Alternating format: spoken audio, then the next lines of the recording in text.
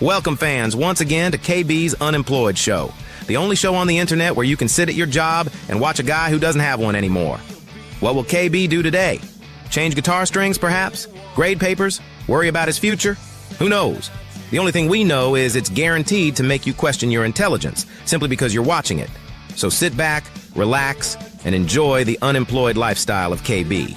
The pods are now open. Look at my cat. Look at my cat. Look. I like to say about the world cities and airports. KB brings just great instincts. That's what you love about him. Oh, that boy ain't right. If Andy yearns for Brenda and Brenda cares about Charlene, who pines for Andy, the three of them form one of these. Kara. What is it, threesome? No. Taste the biscuit. Taste the goodness of the biscuit. Lesbians. It's what makes a Subaru a Subaru. I don't mind a bit of bush. 37 in a row? Shut the up, okay? Shut the up. Do you want to start drinking? Yes. You know I'm gonna have to go for 420, Bob. Cheez-Its! Cheez-Its! Cheez-Its! Light this candle. He's right. Let's light this candle. Light the candle. Are you ready for it? And that candle is lit, ladies and gentlemen. Thanks for coming along again to KB's Unemployed Show. It is day 45 of unemployment. I wish I had an update for you, but I don't, because I still haven't sent out any resumes. So I really have no prospects out there. And I'm not in any hurry to. So I will continue to be unemployed. One brief announcement, and I did contact the people. I have to cancel the happy hour that we're going to have tonight at 5:30 because the director of Homeland Security put me in charge of dinner. So I will be doing that this evening, and we'll be unable to have a happy hour, but we'll reschedule that for next week, and to make sure that we can get together at 5:30 and hang out and do all that kind of stuff, have some fun. So I'm changing things up a little bit. I'm trying to just keep things interesting. So what we're going to do is we're going to start out today with today's headlines. Yes, I went out and I found some news stories that I wanted to share with you. And we're going to do today's headlines. We got a great show coming up, by the way. Matt Mueller is in the green room right now. We're going to talk about all of the nominees for the Oscars, which came out at 5:30 in the morning, LA time. And then I've got a list of Oscar snubs that I want to discuss with him. My top 5 movies that should have won, but did not win. So in news, here we go. Our top headlines. Minneapolis is still a shit show. And that's all I have to say about that. It's just a complete and utter shit show. And it's cold. It's like freezing there. And it's going to be worse than this here in Wisconsin. So then it's really, we'll see how dedicated the protesters are. And the ice guys are when it's like literally ice. Prince Harry was in court again. He delivered emotional testimony. It will be his final appearance, they think, as a witness in his legal battles with the British press. He's accused tabloids of using unlawful methods to gather information and commercializing his private life. He said the media has driven him to paranoia and caused deep distress to his family. They made my wife's life an absolute misery. Turnabout is fair play because she's making ours a misery. So President Trump remains in Davos meeting with world leaders, and which caused millions of Americans to say, I thought Davos was that place in Game of Thrones where the bank had all the money. I didn't know. I had no idea where Davos was. I thought it was Game of Thrones. I seriously did. A crew of Long Island 8th grade boys beat out 260 other chefs to earn the title of the best mac and cheese recipe in the state by adding ingredients like sweet corn, Munster cheese, and garlic toast breadcrumbs. Now, I'll give you the breadcrumbs. Okay, but I am a mac and cheese purist. I want macaroni and I want cheese. There's no lobster mac and cheese. There's no bacon mac and cheese. None of that. Okay, it's mac and cheese, but I'll give you the garlic toast breadcrumbs on the top. And last but not least, San Francisco's Harvey Milk Terminal has been named the world's most beautiful airport terminal. Of course, Harvey Milk was the first openly gay politician in California. So I'm sure, I've never been to the terminal, but I'm sure it's been the draperies and the furniture have got to be fantastic and tastefully accessorized, I'm sure. In sports, I can't talk about sports because I will get in trouble. So we will not talk about any sports, but I've also added today, let me give you the weather report. And it is KB's Doppelbach AccuForecast weather. And here we go, folks. Right now, the current temperature sucks. The wind chill temperature sucks even more. And our 5-day forecast, Friday, it's going to even suck more than this. Saturday is still going to suck. Sunday doesn't suck as much. Monday will be back to sucking, and Tuesday will be meh. So there you have it, folks. That is, we're all caught up on headlines and talking about the weather, but I can't talk about sports. Another thing that I wanted to fill you in on, and I know that most of you have seen, everyone has seen the commercials for this thing, and I've got one now. And let me just tell you that I never thought this was going to be true in a million years. But the My Pillow pillow is freaking legit. Okay. Everything they say about the My Pillow is really effing good. Okay. I've been sleeping like a baby. And this is not even an endorsement. This is not a Mike Lindell endorsement or anything like that. The pillow is freaking awesome. So just, put that out there. I don't know if anyone else has, a My Pillow, but it's a pretty damn good pillow. So anyway, without further ado, I want to bring in a man about film, Matt Mueller, and add him. Matt, how are you doing? Is it that cold in your house that you have to go stocking cap inside? Not really. I just kind of put it on to do some errands outside, and then I was like, I don't know, I like the hat. I'm gonna keep the hat. Why did you?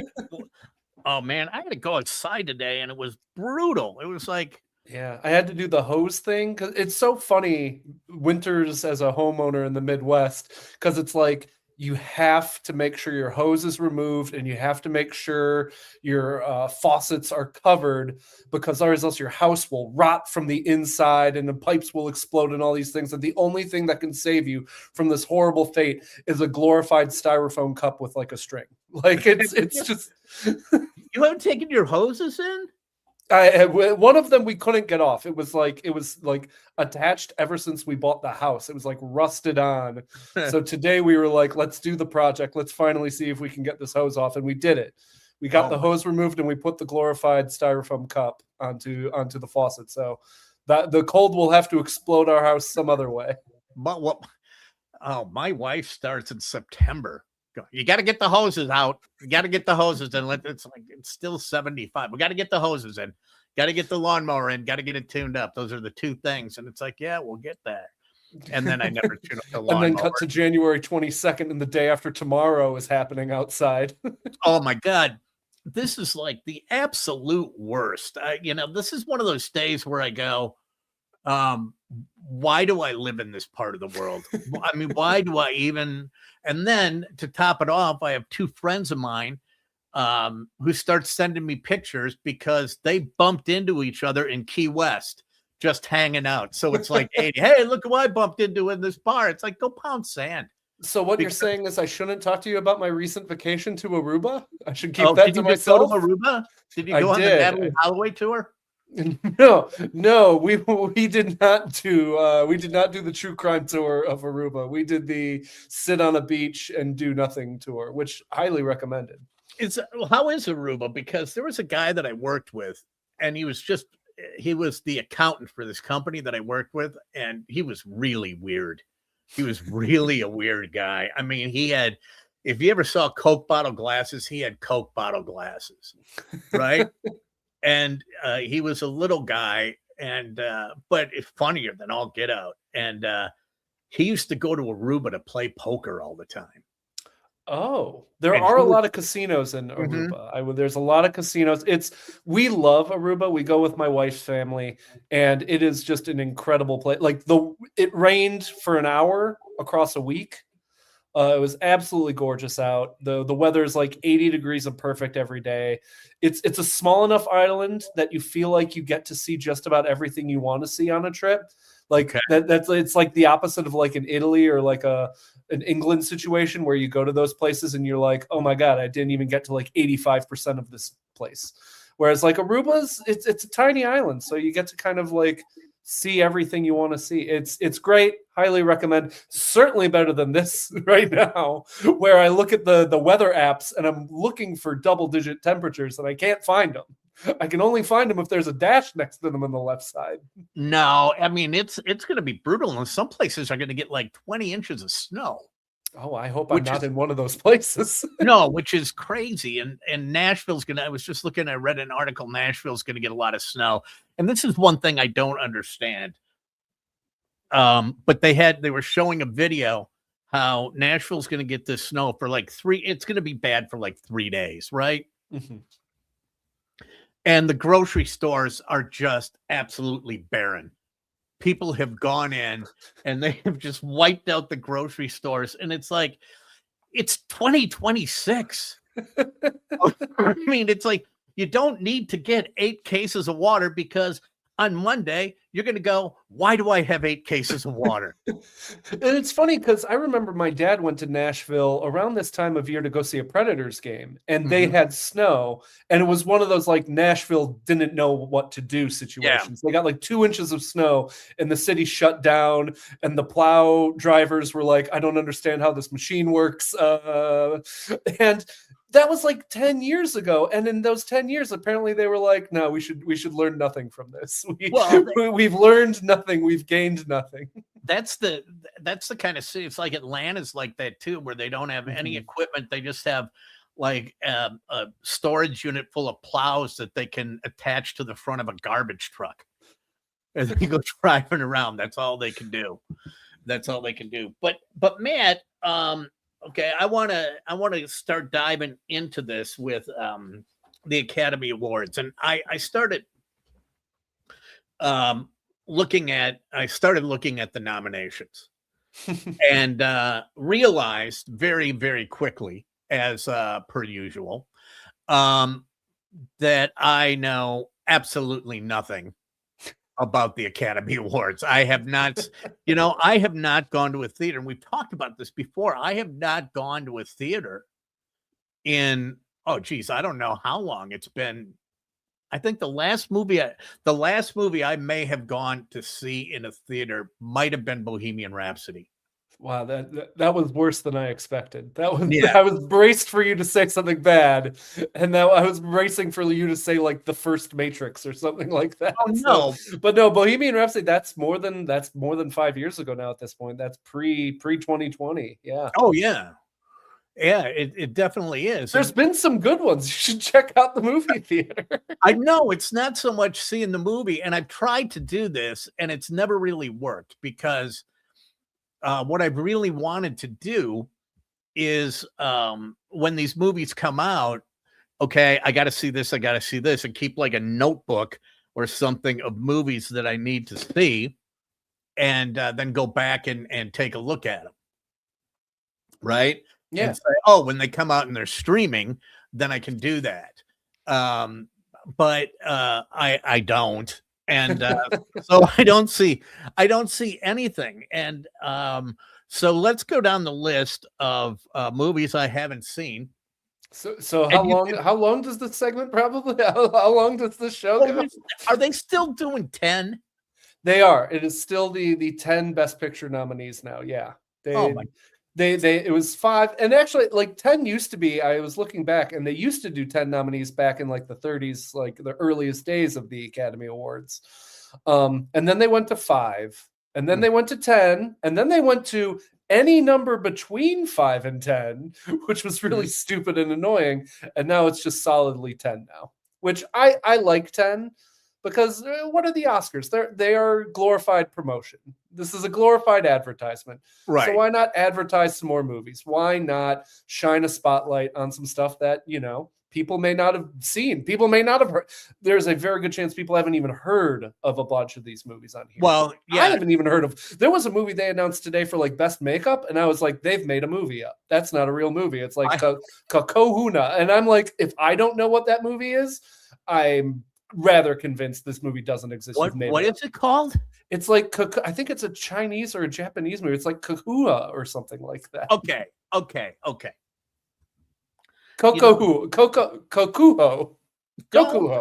Yeah, I mean, and this is, I'm going to go back because this is going to show up on, I think this year will show up in my Oscar snubs, that Best Picture Oscar snubs list. But it's like Parasite. It was what, 2019 or something like that? Yeah, that was which is still on Hulu on my watch list, and I have not gotten to. Should watch it. Good movie. And Coda is another one. Children of Deaf Adults. Is that it? Yeah, that was the most forgettable Best Picture nominee of the past 10 years. Winner. It won an Oscar and everything for Best Picture, and I still can't believe it. That was the Will Smith Oscars. So. Oh, okay. See, and I don't even have, I have literally no time spatial relationship. I mean, when I saw that was 2019, I thought, no, that's only 2 years ago. And it's like 7 years ago. But when I went down the list, okay, so these are the best pictures. And I was talking about Parasite. It's like, can we keep the foreign films out of the main film thing? Let's just, because they had the best foreign film, let's just push them all back over there. But they're really good. Like, Parasite is great. And the thing about the Oscars is that it is much more international than it used to be. And that means that, it is a global event now, less of an industry specific. Like, this used to be just like a Hollywood thing in so many ways. I mean, it has to be. It has to be a global thing because everything that's coming out in the United States sucks. Well, and I mean, the highest grossing movie of this past year was a Chinese animated movie. Like that was like Mulan Nija. Awakening.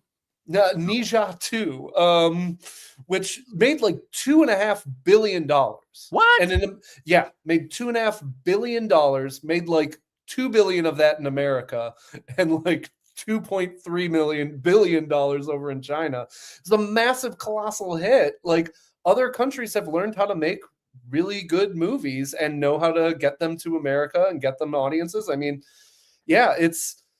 I do think I wouldn't be surprised, genuinely, if at some point during this Oscar season, the president does like a tweet being like, we got to get rid of international films at the Oscars. Like, that's a 0% chance that is something that happens.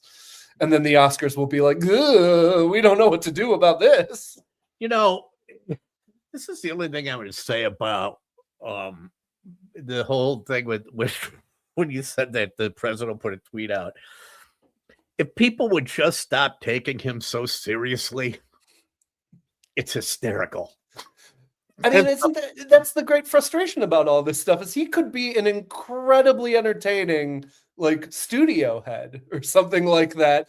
And a lot of those tweets would be a lot more entertaining if they weren't a person, in charge of nuclear code sometimes. Yeah, in speeches. It's like, they're eating the dogs. Who says stuff like that? See, you just got to take it with a grain of salt. And I'm not advocating one way or another. We are not, this is not a political. No, it is not a political. This is certainly not a political unemployed show. No, it is not no. And the 54 people that are watching me right now understand that. Although I got up to 200 the other day. Hey, so about that. But most people go and check out stuff afterwards. I'm learning that there is no such thing as destination radio or destination TV at all. Well, that. It's funny you bring that up because you had texted me about, the past Oscar winners, the past Best Picture winners and stuff like that. And you had said like, oh man, just incredible. You look back at the 70s and the movies nominated, and it just can't compare. Like the movies now suck compared to that.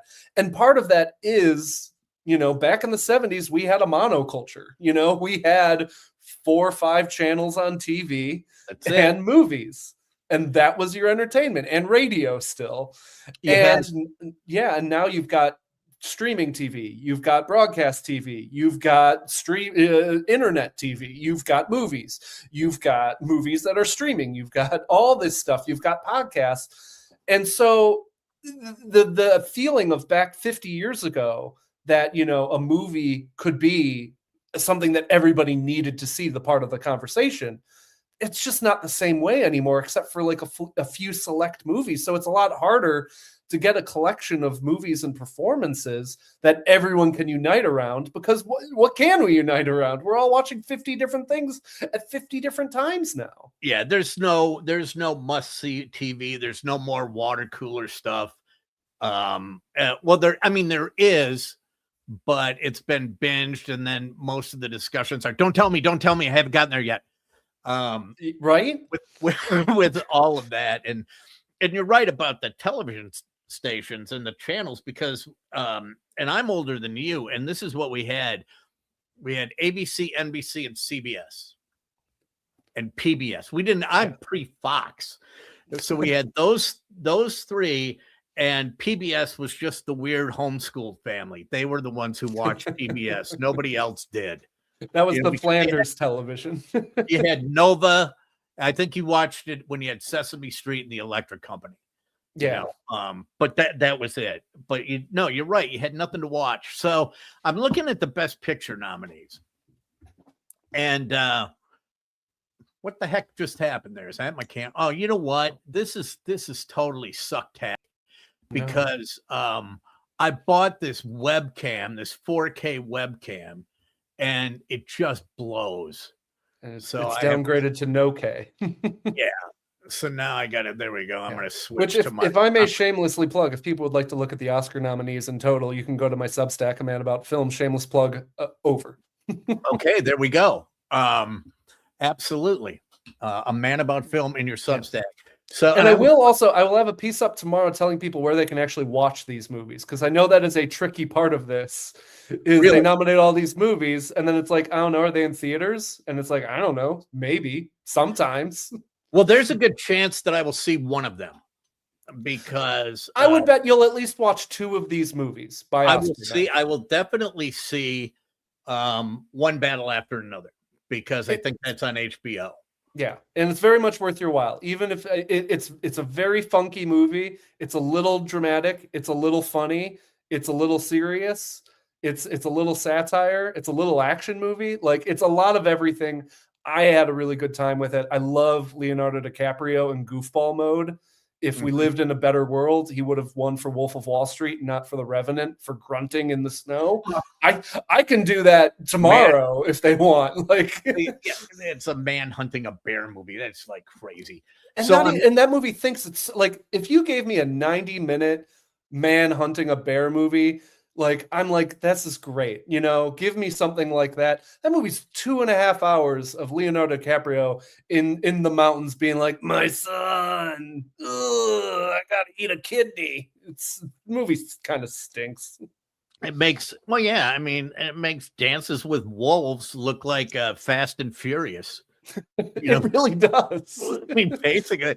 So as I'm looking down the list, One Battle After Another, I know I'll definitely see, because probably this weekend, probably tomorrow, since I'm unemployed and I don't do this show on Fridays, and so probably day drinking. But I'm looking down the list. F1, Brad Pitt is a 60-year-old Formula One driver. It's fun. That was the big surprise this morning. F1 getting into Best Picture. I liked Ford versus Ferrari. It's in that similar mode. It's very much a like meat and potatoes classic dad movie Hollywood blockbuster. And I mean, all of those things complimentary. Like, everything's really good and impressively done. It's the same director as Top Gun Maverick. So all of the stuff in the car, all the races look impeccable and really exciting, and you feel like you're in the race. I watched it on the big screen. I watched it on the plane home from Aruba. It's a really good time. Is it a Best Picture nominee? That's a bit surprising, but I think if you want, like, Avatar wasn't the cultural and critical hit that the past ones were. Wicked was not the cultural or critical favorite that the last one was. No. So if you wanted to pick kind of a populist final 10 movie, F1 was kind of the next best option. It's either that or maybe Weapons, but they've already gone really hard for horror this year, and Weapons is a strange movie. So yeah. Oh, that's the one that is getting a lot of advertising right now, isn't it? The Running Kids, yeah, with the kids disability. It's a hoot and a hollering of a time. It's very creepy. It's a little funny too, but it's gnarly. Like if you're not a blood and guts person, there's some real gnarly things that happen to some folks in that movie. So when you look down that list, okay, F1, I know. Marty Supreme, I didn't think we needed a ping pong movie. Much less one that is, best actor or best picture and best actor. Isn't Timothy? He's going to win best actor for it. Yeah, I think that's one that I think you would like, KB. So Marty Supreme, 1950s ping pong movie with Timmy Chalamet as like a ping pong wannabe champion superstar. It's by the director of Uncut Gems. And it has that number one on my watch list. You should, KB, you would love Uncut Gems. It is a tremendous scumbum degenerate movie. Like, and I don't mean that in a negative way. No. I mean it is a movie about a serial gambler who just can't stop getting out of his own way, and it's very entertaining and it's very stressful time. And it's also one of those movies that Adam Sandler actually acts in. Oh, he's incredible in it. And that's the one thing, and I think we've had this discussion that Reno or me changed my, not my total opinion of him, but it's like, okay, this guy's got some chops, because you've had, a lot of other comics that try and do that Jim very Carrey, serious role, the Majestic. You had Bill Murray, his Lost in Translation wasn't a funny one, but he did the Razor's Edge before Razor's Edge was the one that I'm talking about, where it totally bombed. And then Will Ferrell had one too that he was he did Stranger Than Fiction, which was a little funny. He never really, I don't know if Will Ferrell ever did the I'm going to do a 100% serious movie, and if he did, it's not coming to mind, which tells me that it came and went without doing anything. But yeah, it is interesting that every comedic actor has that time when they're like, I want to be taken seriously, and sometimes it works. A lot of times it doesn't, and I think you would really I think you would dig Marty Supreme. I think that might be worth your while. Okay. Best comedic actor that made the jump over to do stuff that was serious. The one that pops into my mind is Robin Williams. Oh yeah. Yeah, 100%. Robin Williams, or honestly, Jim Carrey in The Truman Show is really, really good. And he's good in Man in the Moon, too. I don't love that movie, but he's exceptional in the Andy Kaufman movie. But yeah, it is tough to make that leap from comedic actor to someone, because there's just so much baggage. And I think that's why Uncut Gems is such a good Adam Sandler performance, is because it is a different shade of him. It's him acting and playing a character, but it also weaponizes Adam Sandler. He has the Adam Sandler freakouts and the Adam Sandler neuroses. It's just really well calibrated for a more serious movie, for an actual movie, and not him and his buddies going on vacation and bringing the camera along. I miss the days of him doing stuff like that. It's the stuff like Grown Ups 2 that's depressing, where it's just like, these are just, you didn't even bother to write a script for this, and not in a fun way, but in a you just didn't care way. So then the other ones that I saw, Begonia. What is that? About a flower? What? You might like Begonia, actually. So this is from the guy who did The Lobster, The Favorite, and Poor Things. It is a movie about Jesse Plemons from Civil War and from Friday Night Lights. Yeah, he is a kind of like small town guy who's kind of fallen down the internet rabbit hole and believes that the CEO of the big local company is actually an alien. And that person's played by Emma Stone. Who also got nominated this morning. And so he kidnaps her and is trying to figure out if she is an alien and try to stop her from reading people's minds on the planet. It's this super dark, sad comedy. You might like it. It is twisted. It is crazy. It's a little demented. You might get something out of that one, KB. It's a kind of crazy movie. I enjoyed it. It's like a Twilight Zone episode cranked up to evil. Jesse Plemons, he was so flipping good in Breaking Bad. You know, when it's like I've never seen this guy that was just a little dork on Friday Night Lights. Right, murderous dork, if I remember. Yeah, I mean, and then goes to Breaking Bad and plays a person who has literally no soul. Yeah, just evil to the core. It's incredible. His career, like he's great in Game Night. He is so funny in Game Night. I don't know if you've seen that one. Is that the one with Ben Stiller? No, this is with Jason Bateman and Rachel McAdams. Yeah, I really enjoy Game Night, and he's great he has like one scene in the movie Civil War, which is not a movie I particularly think is good, but his one scene is pretty notable. He's a great actor. He's going to win an Oscar someday. That's going to happen for him, and he's married to Kirsten Dunst. Good, he is. Yeah. Good life if you can get it. Yeah, Kirsten Dunst, who I always get messed up with Kristen Bell. So they're one and the same to me. That's fair. Same kind of era. And taking a look at, and then Frankenstein. Did we have to remake that again? Yeah, but this is Guillermo del Toro's Frankenstein. It's completely different. Wait, Spanish? No. This was a Netflix movie. Got a little bit of a release around Halloween in theaters around Milwaukee. I will say I'm kind of hoping some of these movies should get re-released. Matter of fact, I think this weekend, if you live in the Milwaukee area, I think you can find One Battle After Another, Marty Supreme, and Sinners all back on the big screen this weekend. So if you didn't get a chance to see these in the theaters, there's a good shot at showing by you.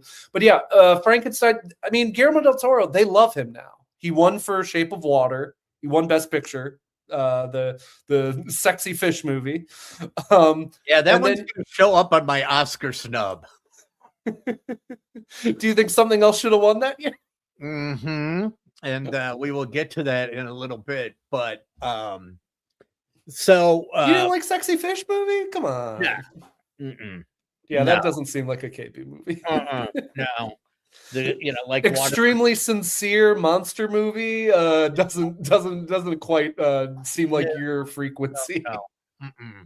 No, I'm not into that type of a thing. So we've got that. We got Marty Supreme. We have Hamnet. Yeah, this is my least favorite of the nominees. This is the big kind of Shakespearean movie. This is the movie about Shakespeare, and the reason why he wrote Hamlet was because his son died and he was super sad, and how Hamlet is actually about dealing with grief. And it's this big emotional weepy movie. It's a kind of a classic Oscar movie in that regard, where it's like big melodramatic emotions, literary backdrop, people with British accents. It didn't really work for me. Like, it made me cry, but you killed a kid, so like that's guaranteed tears. You don't get points for that. It's a movie where you forget that William Shakespeare wrote comedies. Like, the movie is so dour and serious, and it's just like, this man wrote some of the most iconic comedic plays of all time. Why does this not seem like he's ever made a joke in his entire life? But people are really moved by it. The lead actress is going to win Best Actress this year, Jessie Buckley. Who I believe was in one of the seasons of Fargo. That was one of her big breakouts. Okay. She's going to win Best Actress. I can't imagine it winning Best Picture. It's not my favorite of the nominees, but it might be worth checking out if you're into Shakespeare and big emotional dramas. Here we go. Brent from Franklin says he always likes enjoying listening to you.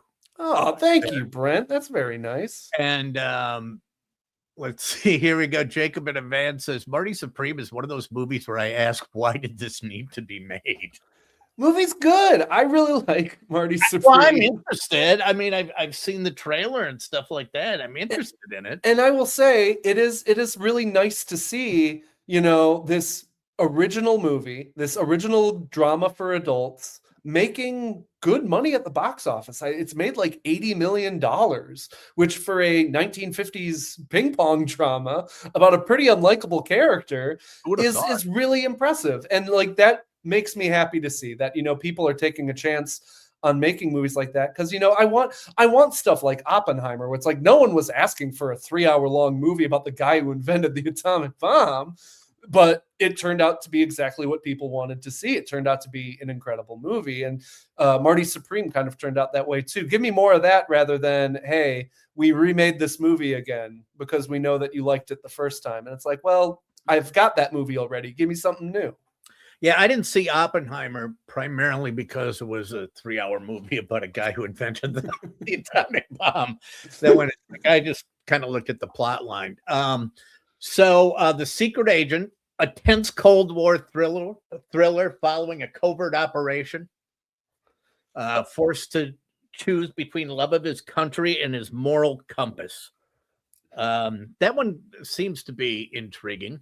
It is. I should warn you, it is not really that kind of movie.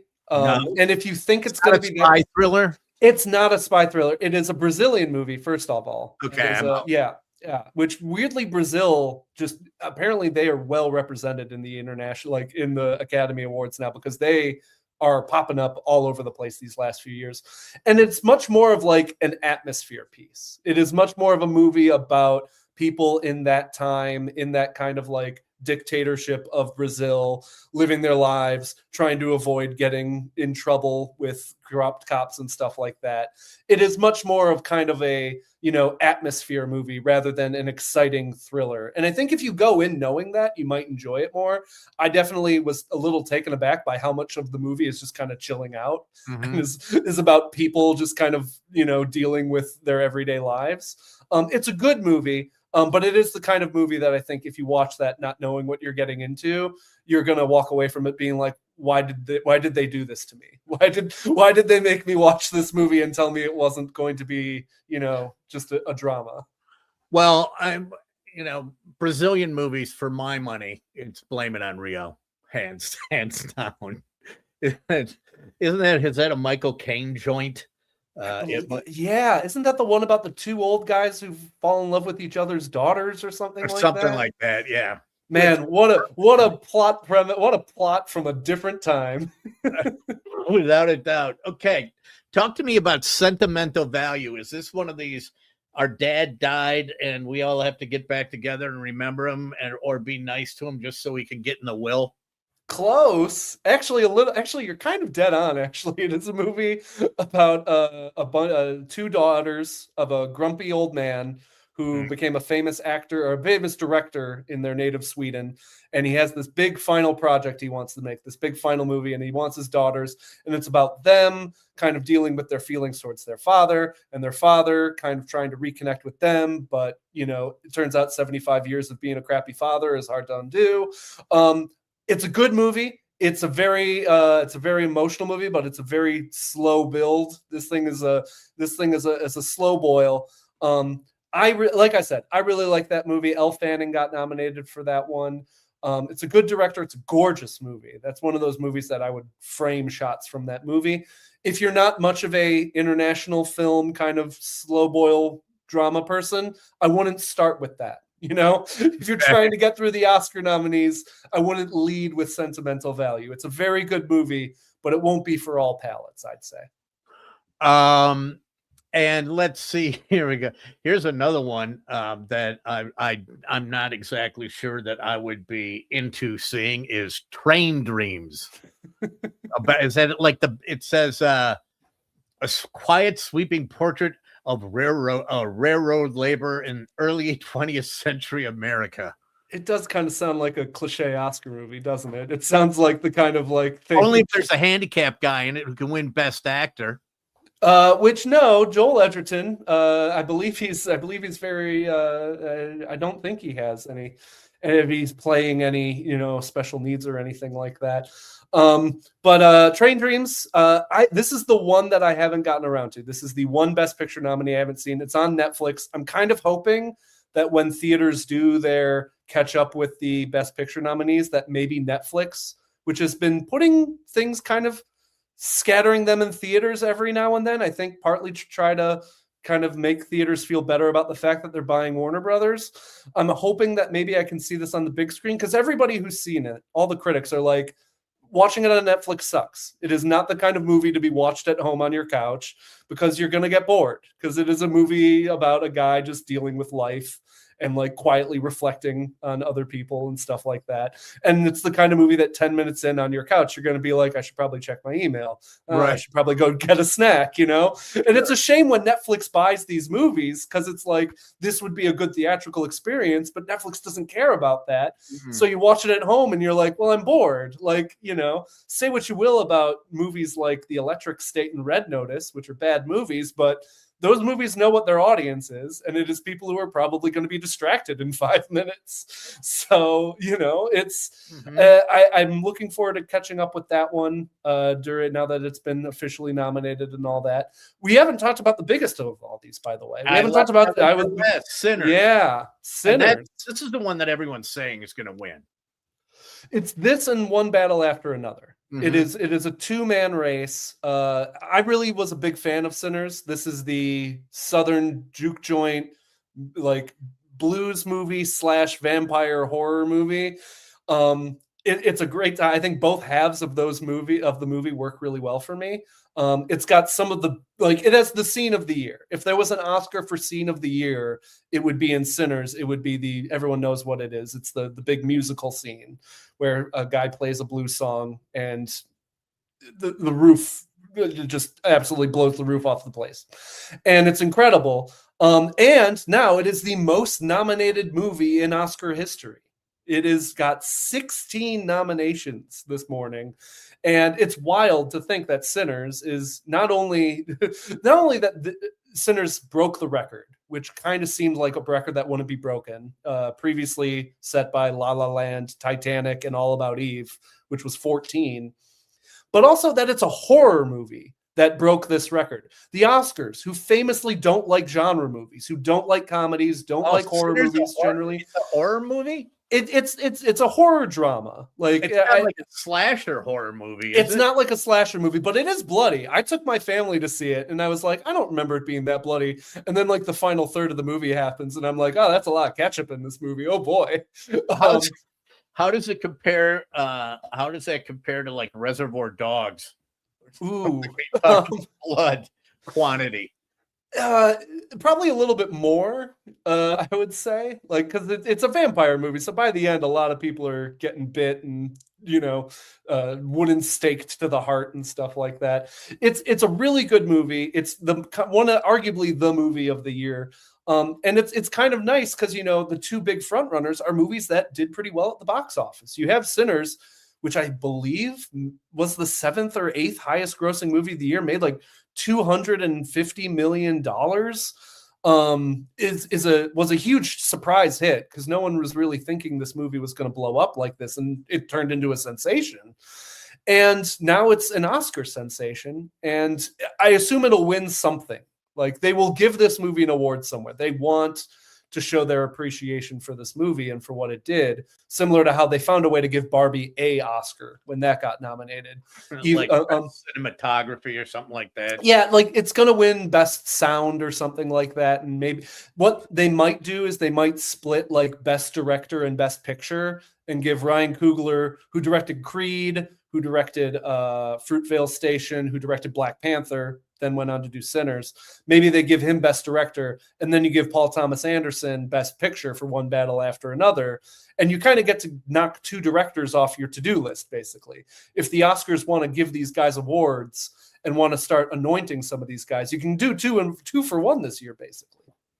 And so that, that gets us through the that gets us through the films, and then you got to take a look at the actors. Of course, having not seen any of the films, I have no idea who the actors are.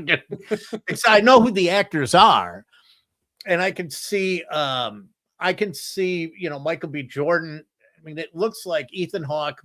I don't know who Wagner Moura is, but he's from Narcos. He's okay. Yeah, he's the lead in Secret Agent. I believe he was in the first 2 seasons of Narcos. He's a very good actor. There's a 0% chance he steals this Oscar from Timothée Chalamet, who's your front runner right now. Really? Okay. Yeah, but it seems like this is going to Timmy. Like, he weirdly is in this place where he's already kind of earned it. And Leo already has his Oscar, as we already talked about, for The Wrong Movie. I think they might just do it. And he owns Marty Supreme for 2.5 hours. It is his movie. Like, it is, he is the show. And okay, and this one is this one warms the heart quite a bit. And I can't even begin to imagine if the Oscar goes to this person, and that's Kate Hudson in Song Sung Blue. Yeah. I mean, I don't know if it will or not, looking at who she's going up against, but just knowing, the story of Lightning and Thunder and having seen them so many times in Milwaukee. I mean, it's just, I can't believe the movie. I'd seen the documentary. I have not seen the movie yet. I wanted to definitely go. You should. It's worth for a while. Yeah, I know. It'll be playing in Milwaukee for 5 years. Milwaukee, and they were performing and things. It's, but I can't even begin to imagine what it would be like for Claire if Kate Hudson won an Oscar playing her. Right. Like, there's a 0% chance Kate Hudson, brings Claire to the Oscars with her. Like, I mean, I'm sure Kate will bring, her husband or something like that. But the idea that, this, Milwaukee area, Neil Diamond cover singer is driving this, is the impetus for this, comeback for Kate Hudson. Because Kate Hudson was in the wilderness for her career. Mm-hmm. Like, she had that big breakout with Almost Famous. And then she did all those rom-coms and everyone kind of got tired of her. And now she disappeared for a while and now she's back. And she's really good in Song Sung Blue too. I think she really pops in that movie, both in the kind of bubbly or romantic fun parts and in the serious parts. It's the most I've probably liked a Kate Hudson performance. And it's really, she was definitely a late arrival. She's probably, this is probably a case where the nomination is the win for her, just because, you're up against, I got to look at that. Like, you're Emma up against Stone Jessie and Rose Buckley. Byrne. Yeah, Emma Stone, who's like the new Meryl Streep. She just gets nominated for Showing Up Now, which she's very good in Begonia, but like, Emma Stone's just nominated for everything now. Like, a lot of really good performances there. And Song Sung Blue, it's one nomination. You're probably, if you're a voter, you're watching Hamnet, you're watching Sentimental Value, you're watching Begonia. You might not be making time for a one nomination movie like Song Sung Blue. But it's great that she's there. And it's great that that's another example of a movie for adults, a drama for adults, an original in its way movie, making some decent money. Like, it hasn't made like Captain America movie money, but it made like $35-40 million, which for a movie about, cover singers in the Midwest, that's really impressive. That's good. I worked at a place that their Christmas party was always a surprise, and it was one of those things where you knew what the day was going to be, but you didn't know what the Christmas party was going to be about. And this is the one at this particular year we went to that restaurant in Kenosha that used to be like a mob joint, where it's all booze. So you can never sit with your back to the door. And all of a sudden they brought up the entertainment and it was Lightning and Thunder. It was just, it was just incredible. I mean, there's something that was so kitschy about them that I would love to see that happen. But then you've got, again, now you go to, I'm looking at the other ones like supporting actor.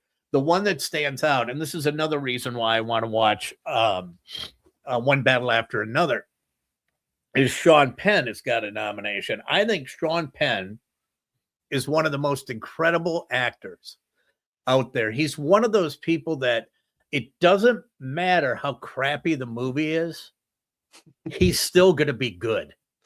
Spoken like a person who saw The Gunman. Well, yeah, but another guy who's like that to me is John Cusack. He's good in every single movie that he's in, even if the movie, he was great in One Crazy Summer, which is like a horrible movie, but I can't stop watching it. It's a horribly good movie. Denzel Washington's that way too, where like Denzel Washington will show up for a movie no matter what. And so many bad movies have been made extremely watchable by Denzel Washington being like, I'm going to give this movie 100%. Like, I'm going to make John Q great. I'm going to make, a Roman J. Israel Esquire, which that's the first time anyone's referenced that movie in a decade. Like Safe House is a pretty awful movie, but Denzel Washington's in it. And you're like, so there's some weight here. There's some gravitas. That dude shows up. It is. I do love the two supporting actors, the Penn and the Benicio del Toro nominations. That's a heavyweight battle right there. They're such different performances too, because Sean Penn is all ticks and all actor stuff. He's playing a character. He's doing all of the ticks and all of the gestures and all. It's a very much actory performance. And then you've got Benicio del Toro, who's just kind of charming and just kind of on screen being himself, being a chill dude, tosses you a beer while you're driving. Like it's a funny contrast of performances. And this category, the best supporting actor one, is truly wide open this year. There is no real obvious winner at this point, which nowadays in this day and age, at most times we kind of have a good idea of who like the main performance or two are going to be. But best supporting actor is truly wide open. I would say Penn and Del Toro are the favorites, but I think they might split the vote, because if you're a big fan of that movie, who are you voting for? And I think people end up splitting there. So does that leave room for Stellan Skarsgård, who you might not recognize his name? You've definitely seen him in a movie. He plays the doctor, not Doctor Strange, but like the scientist in Thor, the first Thor movie. You've seen him in movies. He's a very familiar face. He was in the Girl with the Dragon Tattoo movie. And then you've got Delroy Lindo finally getting nominated for an Oscar, his first nomination after an incredible career of just bringing, again, just gravitas, just bringing weight to a movie. He's great. Or do they go with Jacob Elordi, who played Frankenstein in Frankenstein? It's an impressive performance. It's a very actory performance, but he's super young, and the Oscars don't tend to give young dudes Oscars. So it's a totally wide open race. Truly, at this point, if I was a betting person, I would not bet on this, because you're probably going to lose your money. Did De Niro play Frankenstein in the most recent one? Or was he in it? That was in like the 90s, right? Because there was that weird run of like adult adaptations of like adult modern adaptations of classic horror stories. Because there was like a Wolf, and there was the Bram Stoker's Dracula, right? And then there was, I think Robert De Niro was in a Frankenstein that came out in the 90s too. Yeah. How could you forget I Frankenstein starring Aaron Eckhart? How dare you? A memorable movie. MVP MKE says that was the Kenneth Branagh Frankenstein. Yes. So yeah, there was that weird 90s run where they were like, what if the creature from the Black Lagoon, but sexy and modern? And it was like, okay, weird choices, everybody. So that gets us, I do this thing on this show, my all-time top five all-time worldwide list. And this one is my top five all-time worldwide list of movies. Oh, just of overall? Yeah. And that were overlooked. And I went back. That were overlooked. I thought you were just doing top five movies. No. Just in general. And I was going to be like, oh boy. No, these were snubs. And as I started looking at them, looked at, I'm looking these up, and then I really only started in 1980 and went forward, and then I went back to 1970, and I texted you about this, and I'm looking at, it's like every movie that was nominated in the 70s was snubbed if it didn't win. They were all so good. It's some incredible years. Yeah. No, it was, you've got The Godfather in 72, which I think is that's my all-time favorite movie. The Godfather beating Cabaret and Deliverance, like two equally iconic movies in their own way. Exactly. And then you get The Godfather Part 2, which beats, in 74, beats Chinatown, which was great. Lenny, the Lenny Bruce movie. Towering Inferno, you can have that. But Conversation, too. That's a great movie. But I'm looking at, 1970, here are the ones that didn't win. Airport, 5 Easy Pieces, Love Story, and MASH. It's like, damn.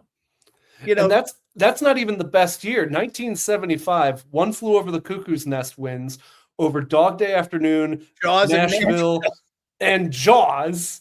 And then the following year, you'd be like, wow, what could beat All the President's Men, Network, and Taxi Driver? Oh, Rocky. Like, it's just a mad run in the 70s. And like we said before, you said, like, man, the 70s were incredible. Like, all these incredible movies. And now, like, these movies today can't hold a candle. And unfortunately, that's just the state of Hollywood right now, where you look at these great movies from the 70s and the 80s, and those movies wouldn't be made into movies today, and certainly not to the level that they were at the time. A movie like Terms of Endearment in 1983 is probably a miniseries on Hulu or an HBO miniseries instead, or it gets like 1/8 of the budget and 1/8 of the studio care that it got back in 1983, and it kind of comes and goes and doesn't have the support that it needs. We have really good movies in these past years, but we don't support adult dramas in theaters as much anymore, so they seem smaller, so they seem less important. Last year, movies like The Brutalist or A Complete Unknown or Conclave, back in the 80s and 70s, those movies would probably be huge. They'd probably be bigger events. But today, those are A24 movies. Those are movies that maybe make $70 million as a ceiling. Well, I think a lot of the reason is that we've changed so much and we just don't have the patience to sit through anything. You say that, but people will watch an 8-hour miniseries that doesn't get around to the plot until episode 3. But then they'll, look at the running time of a 2.5-hour long movie and be like, well, that's just too long. And that's because they're leaving the house. That's it. And they want to, they want to get back home. That's the one thing. Jeff Tweedy of Wilco has the best title of a book, which is Let's Hurry Up and Go So We Can Get Back. And I think that's how a lot of people are. So I went through, and there are a ton of these, and I didn't do these in any particular order. But I took a look at what year these movies were nominated and what they lost to. And we're going to go back to, we're going to go to 1990. And Goodfellas lost to Dances with Wolves. Now, I will say this much, right? I will say this much, that Goodfellas was nominated the same year as Godfather 3. So you had two mob movies that canceled each other out. I was just going to say, if you were like that kind of voter, they probably split that vote. And people forget, Dances with Wolves was massive that year. Like that was a cultural sensation of a movie. I'm going to look up the box office for 1990, but I'm pretty sure that was like a top 5 box office movie. It could have been. It could have been. That was because that's when Kevin Costner. That was Kevin Costner. He was in that transition from only making baseball movies to only making movies about cowboys and Indians. Contemplative West movies. Yeah, that's right. And then parlayed that into Yellowstone. Contemplative West TV shows. Dances with Wolves was the third highest grossing movie that year, just behind Ghost and the highest grossing movie of 1990, Home Alone. Oh, there you go. Armin will be happy about that. Oh, he loves that. Now, this is one. We're going to go to 1996 here, and Fargo loses to The English Patient. Seriously? I think that one's tough. That's hard for us to look back on because Fargo is so massive now, and people forget that Fargo was kind of an indie movie. Like, that was a kind of small success. I imagine people at the time were saying, like, the nomination is the win for Fargo, and it was the Coen brothers, still kind of, not quite mainstream yet. Like, they had Miller's Crossing, and they had, like Big Lebowski hadn't happened yet. Big Lebowski, Barton Fink. Yeah, Big Lebowski, I believe, is 98, I want to say. Could have been. I think. I'll have to double check that. But, like, they were not the Coen brothers yet. No. But it is a funny juxtaposition between, Fargo, this iconic movie, and then The English Patient, which feels like the movie. I mean, Seinfeld, it's right. Once you have a show like that kind of make fun of it, that's kind of imprinted on you forever. And I would bet the next movie has a similar situation like this. I bet this is 1998 you're going to pull up next. Damn right. Look at you. You didn't even know. Saving Private Ryan loses to Shakespeare in Love. Now, Shakespeare in Love, was that Gwyneth Paltrow? That was Gwyneth Paltrow. Yep, that was. And here's the thing about that one is I was 8 years old when these Oscars happened. I was barely into movies. I couldn't even tell you what, celluloid was or anything like that. I couldn't tell you anything. I was probably still scared of the movie theater and the THX sound before Star Wars at the time. But even I knew that Saving Private Ryan was the favorite and was going to win. And lo and behold, the next morning, Shakespeare in Love is Best Picture. That was the power of evil man, Harvey Weinstein. And yeah, it's wild. And it's wild that it won in a year with Elizabeth. We talked about how Goodfellas and Godfather Part 3 might have split the kind of, mob, movie for guys thing. It's wild that Shakespeare in Love and Elizabeth didn't have to deal with that Elizabeth was just such a non-factor and Shakespeare in Love just sweeps in. It's a fine movie. It's a nice movie, Shakespeare in Love. I feel bad for it that it forever will have to carry the cross of being a Best Picture winner because it shouldn't be. It should be Saving Private Ryan forever. Oh, without a doubt. Saving Private Ryan, well, which then gave birth to Band of Brothers, if I'm not mistaken. Yes, Band of Brothers was, obviously Spielberg he might have directed an episode or two, but that was him taking the clout, being like, let's make a TV show out of this and do Band even more. Fantastic. And it's shot the same way.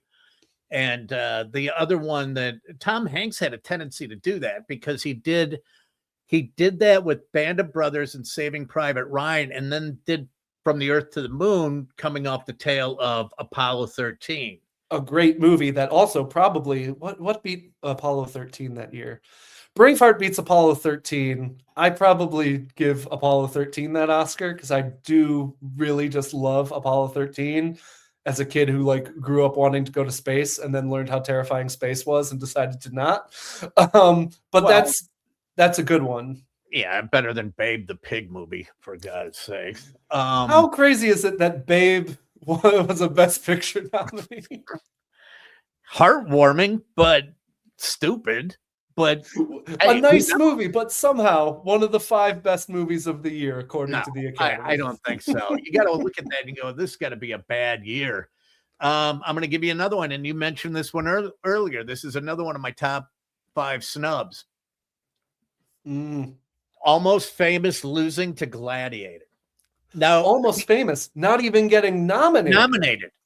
Not even getting nominated. And Gladiator, which was great. I mean, it was a fun movie. Gladiator 2, I couldn't get more than 20 minutes into. It's not good. It's a significantly lesser movie. And I've been to the Colosseum in Rome, and I had no interest in that. Which is, I don't know if you are aware of this. I don't know if they did this in Gladiator 2, but I learned this. at the Coliseum is they used to fill it with water and have naval battles in there. I believe that is in Gladiator 2. Is And it? it is a real, credit or an anti-credit, a real insult to Gladiator 2 that I don't remember that scene more. Like, that should be one of the coolest things I've seen in my life is a water fight in the Coliseum. And somehow Gladiator 2 kind of renders that kind of like, oh yeah, I suppose that did happen, huh? Yep. And then my last snub, and I know you might take umbrage with this one, Matt. Oh no. I'm preparing my umbrage. Loses to Parasite. I think that's fair. I do really like Parasite. In Hollywood is so good. It's pretty incredible. And it is weird that, it's Tarantino making a movie about Hollywood, a movie that feels like Tarantino's last movie. Like he keeps saying he's going to make one more, but Once Upon a Time in Hollywood feels like such a final statement in a lot of ways. And it feels like his final thing. And weirdly enough, I would probably still give it to Parasite, but I get your argument 100%. And I'm happy it got Brad Pitt as Oscar.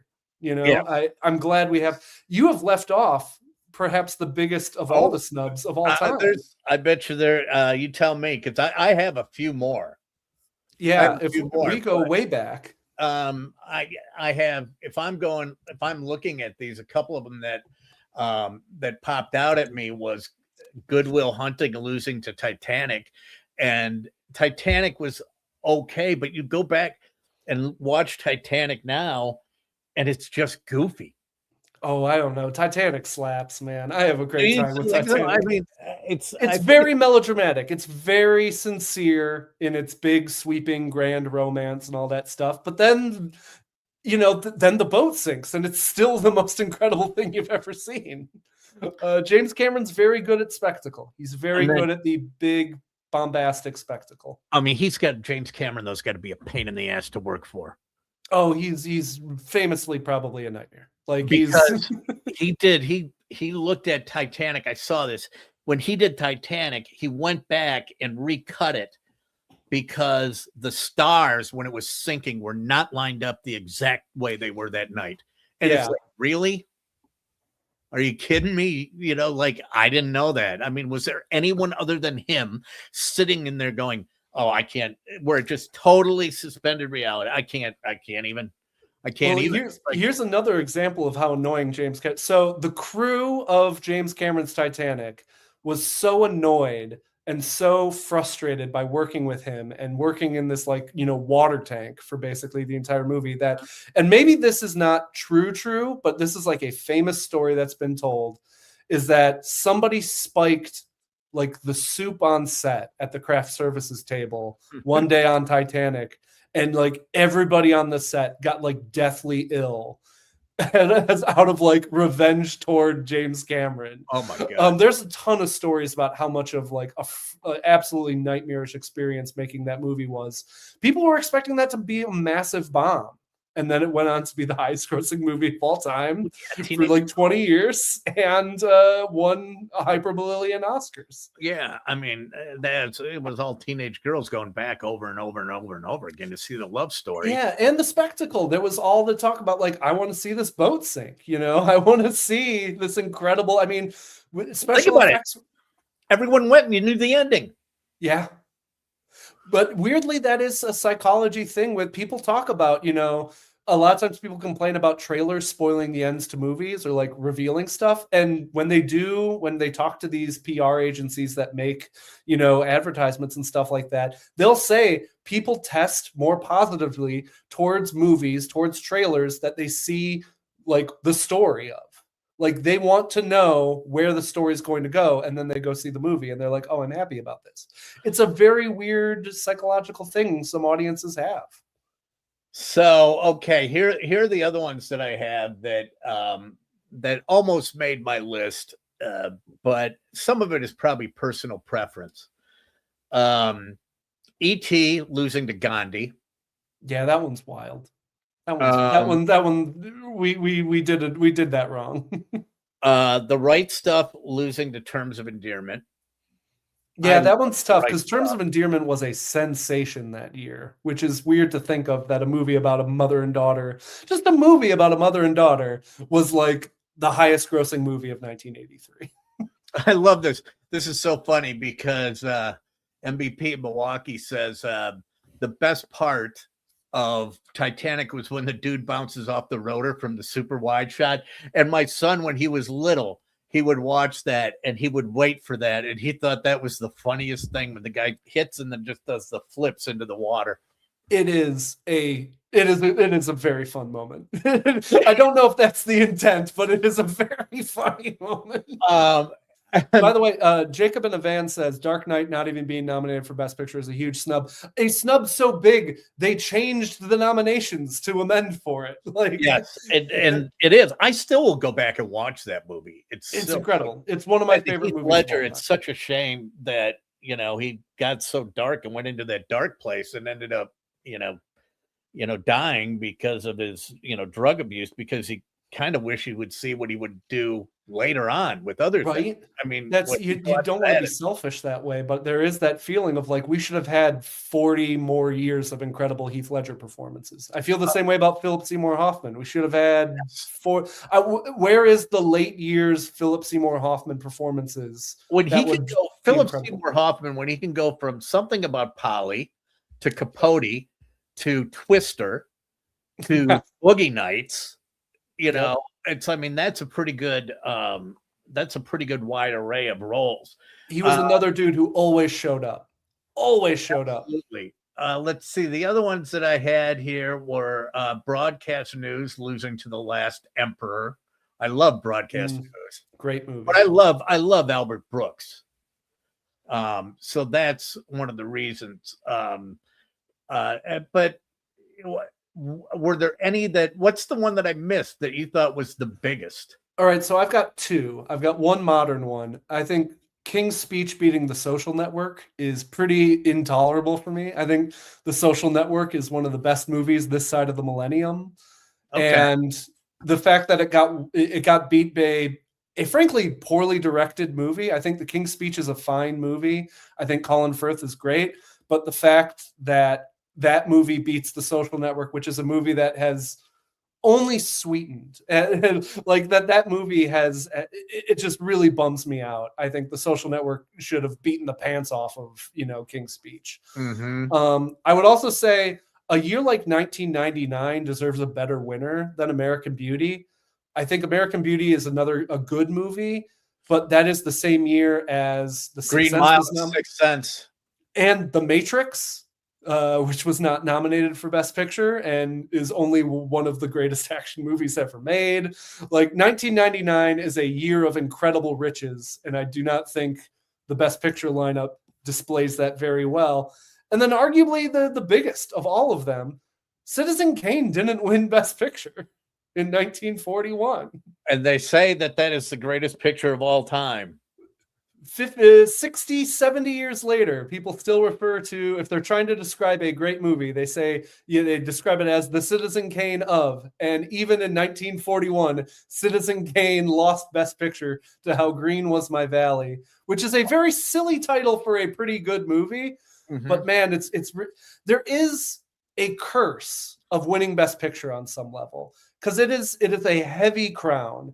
And I always tell people the best thing that could have happened to La La Land was not winning Best Picture, because if you had to say Best Picture winner La La Land, people would hate that movie. They despise that movie. Say Best Picture. It's Best Picture La La Land. Yeah, it's a fun, nice movie, but like people would destroy that movie forever because it's not worthy of the crown of being the best movie of that year.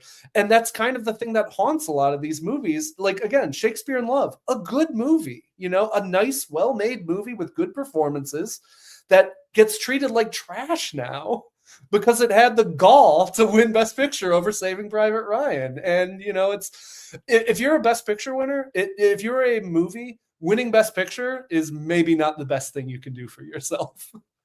And 94, though, as good as Forrest Gump was, beating out Shawshank and Pulp Fiction. Quiz Show, a great movie. Yeah.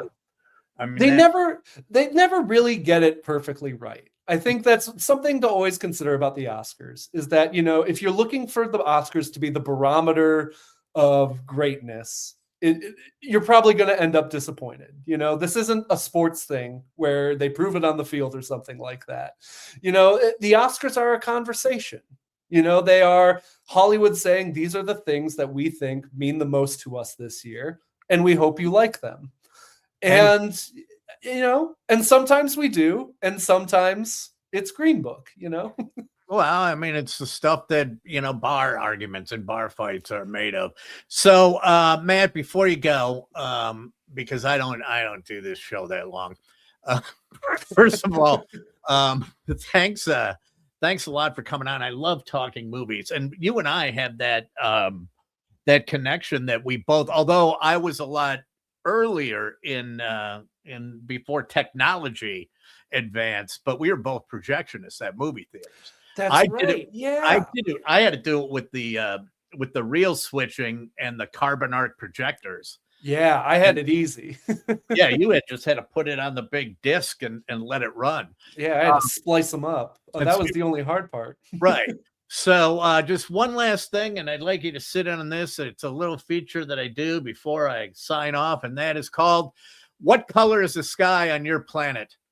Okay, and where I will take a story and that leads you to say what color is the sky on your planet. And this one goes to Delaware, Matt, where a school bus driver by the name of Alvin Rome was arrested on charges of soliciting prostitution, which stemmed from an incident that took place on January 6th.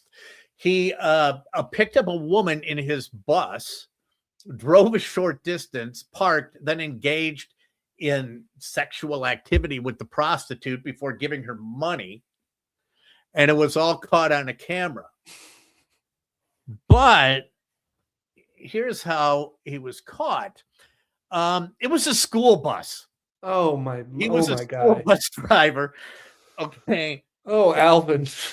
And it picked up a prostitute in like a big yellow school bus. I mean, those seats can't even be comfortable. No, right? They're probably torn to hell and with duct tape. He would have gotten away from it, except a school district employee was looking at videotape of another incident that happened on a bus and came across this. Oh man, that's a tough day at the office. So poor Alvin, all I can say to you is, what color is the sky on your planet? Oh man, well, that's the worst thing to happen to an Alvin since the Squeakquel came out. Jeez. Oh my God. So Matt, I mean, thanks for coming on with me. Like I said, I love talking movies, and I appreciate it. And hey, I got up to 122 people today, which is just huge for me. KB, I'm honored. Thank you so much. I love chatting with you. I appreciate you giving me some time on your platform to bloviate about movies. And I super shout out to the people commenting on YouTube as well. Yeah. I haven't been able to do a ton of, but I've been seeing your comments. I've been loving your comments. You're all wonderful. I recognize a lot of names from the olden days, and y'all are wonderful. And they love your Substack, A Man About Film. And everyone says it's spectacular. So if you get the chance, go and read that. But Matt, thank you very much for coming on, and we'll have you on again. KB, this was wonderful. All right. Thanks a lot, Matt. Matt Mueller right there. His Substack, A Man About Film, where he writes about movies and everything that is in that pop culture vein. And Matt is one of the most learned men that I know, and has great insight and great taste. So just another quick announcement. The happy hour is canceled for tonight, but I will reschedule that for next week. And no show tomorrow. I only go Monday through Thursday. But I will be back next week, and it'll be fun because I start teaching next week. So I'll probably have some insights into the student population in my class after syllabus day on Tuesday. But until that time, as I always like to say, make good choices.